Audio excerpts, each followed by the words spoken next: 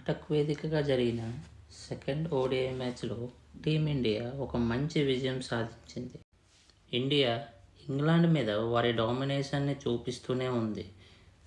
మన hit man, మన captain Rohit Sharma 90 బాల్స్లో 119 runs చేసి ఒక అద్భుతమైన సెంచరీతో మంచి ఫామ్లోకి వచ్చాడు.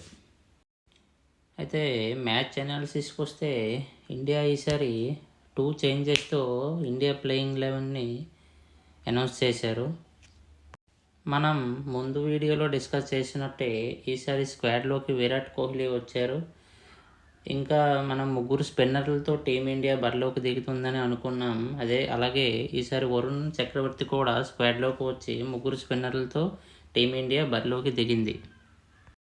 ఇప్పుడు మనం ఇండియా ప్లేయింగ్ 11ని చూసుకుంటే Rohit Sharma, Shubman Gill, Virat Kohli, Shreyas Iyer, KL Rahul, Hardik Pandya, Ravinder Jadeja, Axar Patel, Varun Chakravarthy, Harshit Rana and lastly Mohammed Shami.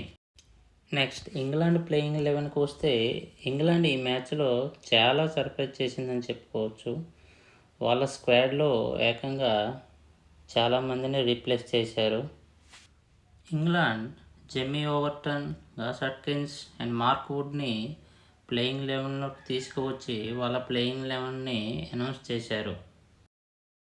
అయితే ఇంగ్లాండ్ ప్లేయింగ్ 11 చూసుకుంటే Ben Duckett, Philip Salt, Joe Root, Harry Brook, Jos Buttler, Liam Livingstone, Jamie Overton, Gus Atkinson, Mark Wood, Saqib Mahmood. Toss విషయానికి వస్తే ఇంగ్లాండ్ టీం టాస్ గెలిచి ముందుగా బ్యాటింగ్ తీసుకున్నారు. ఫిలిప్ సాల్ట్, బెన్ డకెట్ ఒక మంచి 81 runs పార్ట్నర్షిప్తో ఇంగ్లాండ్ని ఒక మంచి స్టార్ట్ ఇచ్చారు. అయితే వరుణ్ చక్రవర్తి బౌలింగ్లో ఫిలిప్ సాల్ట్ క్యాచ్ అవుట్ అవ్వగా వీళ్ళిద్దరి పార్ట్నర్షిప్కి బ్రేక్ వచ్చింది. తర్వాత బ్యాటింగ్కి వచ్చిన Joe Root and Harry Brook వీళ్ళిద్దరూ కలిసి ఒక మంచి పార్ట్నర్షిప్ని నెలకొల్పారు. వీళ్ళు 66 రన్స్ పార్ట్నర్షిప్ చేసి ఇంగ్లాండ్ని ఒక మంచి టోటల్ సెట్ చేసే విధంగా కనిపించారు. వీళ్ళిద్దరి పార్ట్నర్షిప్కి హర్షిత్ రాణా మంచి బౌలింగ్తో బ్రేక్ వేయడం వల్ల ఇంగ్లాండ్ టీం టోటల్ని కట్టడి చేసే అవకాశం ఇండియాకి దొరికింది. రవీంద్ర జడేజా నుంచి మనం ఇంకో మంచి స్పెల్ చూసాం. చివరి మ్యాచ్ లాగానే ఈ మ్యాచ్లో కూడా 3 వికెట్లు లాగి చాలా కీ రోల్ ప్లే చేశాడు. ఇన్నింగ్స్ చివరిలో వచ్చిన Jos Buttler and Liam Livingstone ఒక మంచి కోమియో ఇన్నింగ్స్ ఆడి ఇంగ్లాండ్కి ఒక రెస్పెక్టబుల్ టోటల్ ఇచ్చారు.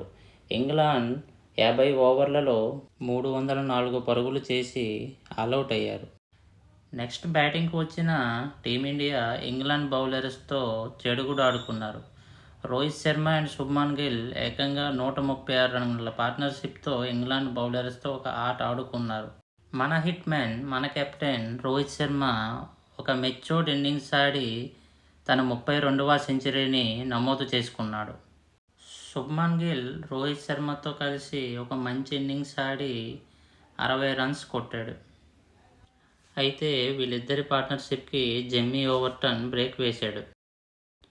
నెక్స్ట్ బ్యాటింగ్కి వచ్చిన శ్రేయస్ అయ్యర్ ఒక మంచి ఇన్నింగ్స్ ఆడాడు.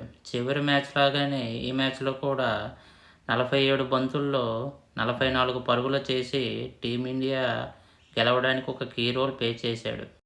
చివరిగా అక్షర్ పటేల్ కూడా ఒక మంచి కోమియో ఇన్నింగ్స్ ఆడి టీమిండియాను 4 వికెట్ల తేడాతో విజయం సాధించేలా చేశారు. టీమిండియా ఈ 2వ మ్యాచ్లో విజయంతో ఈ ఐడిఎఫ్సి ఫస్ట్ బ్యాంక్ 3 వన్డేల సిరీస్ని 2-0తో కైవసం చేసుకోవడం జరిగింది. మీరు ఈ వీడియోని లాస్ట్ వరకు చూశారంటే మీకు ఈ కంటెంట్ నచ్చిందని అనుకుంటున్నాను. సో నచ్చితే మా ఈ స్పోర్ట్స్ బులెటిన్ ఛానల్ని సబ్స్క్రైబ్ చేయండి, మీ ఫ్రెండ్స్తో షేర్ చేయండి. జై హింద్, జై భారత్. Thank you.